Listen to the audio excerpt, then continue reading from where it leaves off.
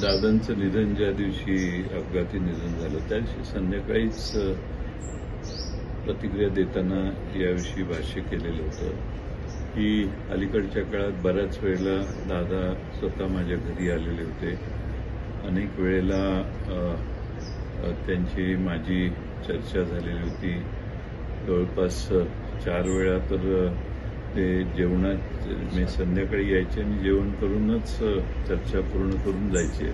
त्यामुळं बऱ्यापैकी त्यांची इच्छा होती की साहेबांच्या देखतच मला हे सगळे दोन्ही पक्ष आपले एकत्रित करायचे आहेत आणि माझ्याबद्दल जी जनमानसात आहे ते सगळं पुसून मी पुन्हा साहेबांच्या पक्षाबरोबर एकत्रित यायला तयार आहे आणि त्यांचा आग्रह होता. त्यामुळं एकदा नाही जवळपास 8-10 वेळा माझ्याकडं त्यांच्या बैठका झाल्या आणि बैठकीचं ठिकाण माझं घरच होतं आणि माझ्याकडं येऊन बऱ्याच वेळेला पहिल्या 2-4 बैठका तर त्यांनी त्यांच्या भावना व्यक्त करण्यातच खर्च झाल्या आणि त्यांचा प्रचंड साहेबांच्याबद्दल आदर होता.